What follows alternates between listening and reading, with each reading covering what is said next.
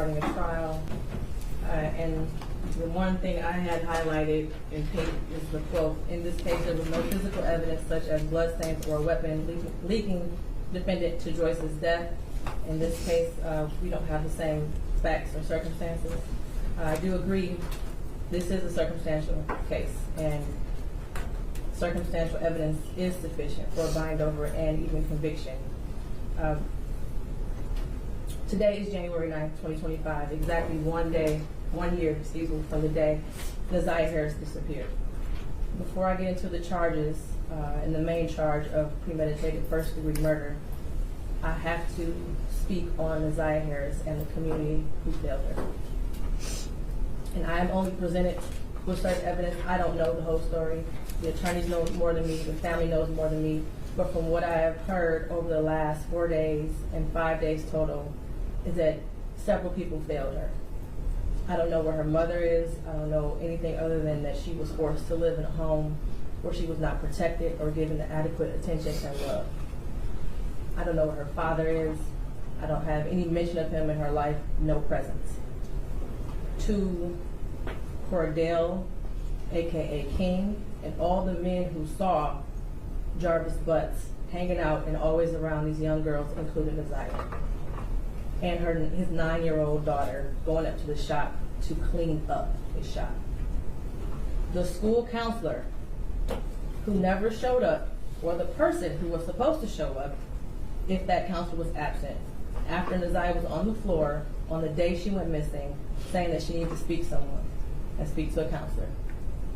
There's no mention of CPS, but I wonder what their involvement was over the years, because this was not just a 1-year thing. There are text messages at least from 2022. To her adoptive grandmother, Annette Harris, whose testimony, in my opinion, was very questionable.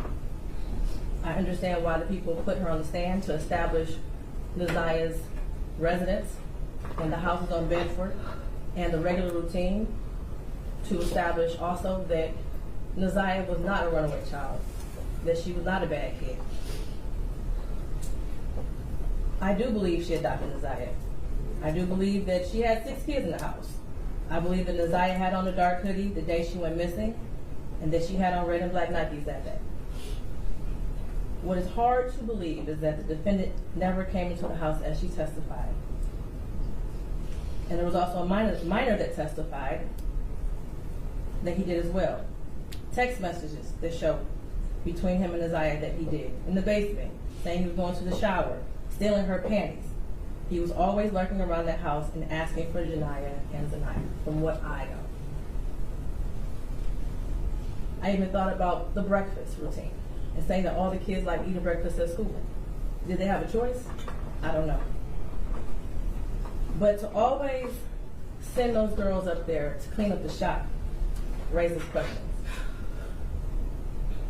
And how were there 2 women in that house who have birthed children themselves who did not notice that Neziah was pregnant, and I believe she was, and not having her period anymore?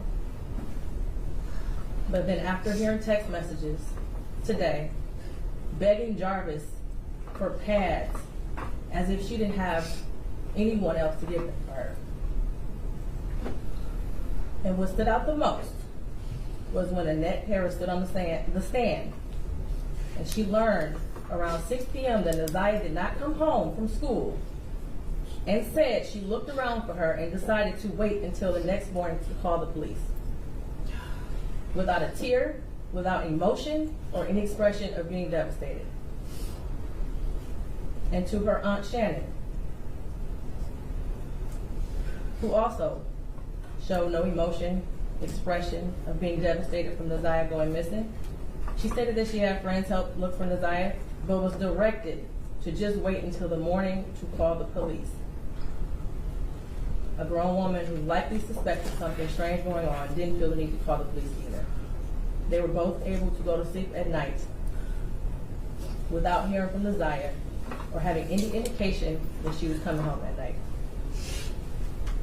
And of course, the defendant, who I will get to in a minute. I don't know who else failed Neziah, but the community did.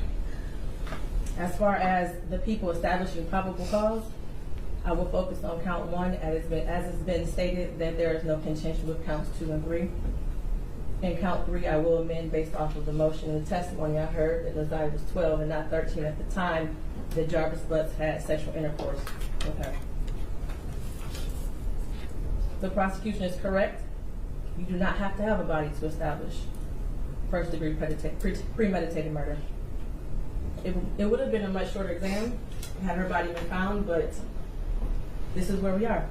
In the last 365 days, no text messages. We all heard today and yesterday that she was very active and frequently texted. No social media for a year. We heard through testimony that she was also active on social media. No phone calls, which she was also able to do according to testimony. No physical sighting of her by anyone. She never came back to school. No one has seen her. Medical records dated from July 2014 to October 2023 indicated that she had no life-threatening medical issues that would lead to a natural cause of death. The black hoodie found in the area of 7 Melanin with her DNA and blood on it. The holes in the hoodie consistent with some sort of struggle, violence, or weapon being used. And we know that there were no holes in that hoodie when she wore it to school. We saw a picture of her in a black hoodie on her last day that everyone saw her. I do believe her grandma testified truthfully about the sweatshirt that she had on and that was practically new. And the border agent who said that no evidence of animals would have destroyed the clothing or the shoes to possibly lead to animals tearing up that hoodie. The clear glasses found in the blue Nissan the day after she went missing. The behavior of the defendant when he snatched those glasses. They looked exactly like the glasses she had on in her last picture, according to the witness. The shoes that her brother described as the same shoes that were found also in the area of 7 Melanin near the hoodie. While this is still probable cause, the evidence all points to Jarvis Butts. His locations, him being seen with her last, the abortion searches, the abrupt silence between the two of them in text messages, and the constant lies he told throughout the entire investigation.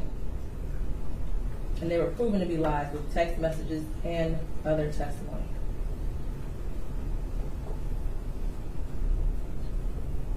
We may never know what happened, but from what I heard today and over the last 4 or 5 days, it appears he intended to perform what he thought was a do-it-yourself abortion on Naziah and went south, and instead of seeking medical attention for her, he intentionally killed her and tried his best to cover it up. As much as I want her to be alive today, there is at least probable cause to show and believe that she's dead and she was murdered by Jarvis Butts. Mr. Butts, stand up. You've been sitting over there for 4 days with your head down, sitting between and behind your attorneys with your mask on and taking vigorous notes. I want you to pay attention and listen to everything I have to say. I have been trying to figure out for the last 5 days, you. At one point I thought you were cognitively impaired in the beginning of this exam. And then maybe you had the brain of a 10-year-old and that's why you were doing such things. But as I heard more and more testimony, you're just the true definition of a pedophile. Watching you laugh and brag about all the women you have with different women and the children and the girlfriends, and making babies to groom them, and having them in your presence, cleaning up, quote, cleaning up your shop, and the little girls around you, has landed you here today. You groomed Naziah. You played mind games with her. We all heard that. You controlled her emotionally. She was exposed to so much at such a young age. The text messages between you two were disgusting to hear. And to think that she had you saved in her phone as babe for life. Naziah deserves so much more. And while I mentioned other people that failed her, Jarvis Butts, you were the monster in this whole picture. She did deserve love from her parents and everyone who was in her life. She was ignored, she was neglected, and you took complete advantage of that. She wanted someone to love her, and she will never know what that feels like. Your children deserve more.